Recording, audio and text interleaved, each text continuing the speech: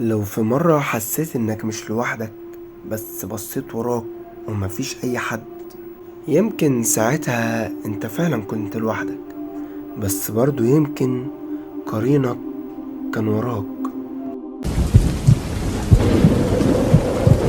السلام عليكم ورحمة الله وبركاته. انا اسمي عفروتو، ودي يومياتي مع اغرب واخطر كيان بيعيش معاك من اول ما اتولدت حتى وقتنا هذا. النهاردة هنتكلم عن القرين، ازاي بيتولد معاك وازاي ممكن يظهر لك، والاخطر من كل ده ازاي ممكن يتحضر.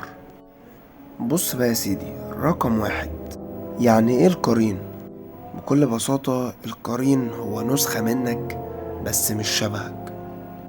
ده كيان بيعيش معاك طول العمر، بيضحك لما تزعل ويفرح لما تقع. مهمته الوحيدة إنه يوسوس ويخوف ويشككك ويجرك للفساد. وفي ناس بيقولوا إنك لو قربت منه أكتر من اللازم فبكده أنت بتخليه يتحرر وياخد مكانك. رقم اتنين، إزاي ممكن يتحضر؟ في بعض الأساطير بتقول إنك ممكن تحضر القرين لو عملت حاجات معينة كالآتي: رقم واحد، إنك تبص في المراية بعد الساعة 3 وتقول اسمك بالعكس. رقم اتنين، إنك تقعد 3 أيام ساكت ما تتكلمش مع أي حد. رقم 3، إنك تكتب اسمك في دايرة سودة بالدم وتقرأ طلاسم من كتب ممنوعة. بس لو عملت كده فصدقني انت آخرتك الموت. طب ايه هي علامات ظهور القرين؟ لو حسيت انك شايف نفسك في المراية بس انعكاسك بيتحرك لا إراديا، ولو سمعت صوت جوه دماغك بيقولك أفكارك، لو بتصحى مش فاكر اللي حصل امبارح، وبكده ساعتها ممكن يكون قرينك بدأ يظهر. ودلوقتي هقولكوا حكايتين واخدهم من على لسان صحابهم. الحكاية الأولى لشاب اسمه كريم. كريم كان بيجرب طريقة تحضير من النت عشان يحضر قرينه. قعد 3 أيام ساكت، وفي اليوم التالت كتب اسمه بالدم وقال طلاسم غريبة. وبعديها بدأ يسمع صوت بيقوله شكرا يا ابن آدم.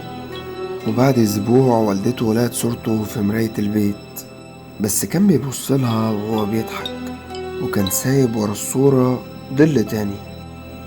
الحكاية رقم 2، الحكاية لبنت اسمها ندى، بنت صغيرة كانت بتحب تبص في المراية، وفي يوم من الأيام شافت انعكاسها بيغمز لها من المراية. بس هي افتكرت ان هي ما غمزتش وما عملتش كده، لقيت ان في صوت جواها عمال يقول لها انا احسن منك، انا انضف منك، انا هاخد مكانك. ومن يومها البنت بدأت تشوف نفسها وهي نايمة، وكان في صوت بيصحيها كل ليلة، لحد ما أهلها لقوها بتتكلم بصوت راجل وهي نايمة. بصراحة يا شباب، ونصيحة مني، القرين مش لعبة. ما تحاولش تحضره وما تجربش تعرفه، واوعى تقرب من أي حد يقولك إن أنا جربت، لأن صدقني لو قرينك اتحرر مش هيسيبك في حالك. ولو عايز تعرف أكتر عن طرق ظهوره أو حكايات لناس فقدوا السيطرة على نفسهم، استناني في الحلقة الجاية من يوميات عفروتو. وما تنساش، مش دايما اللي واقف وراك بيبقى خيالك. وأهم شيء، حطيلي لايك واشترك في القناة وفعل زر الجرس.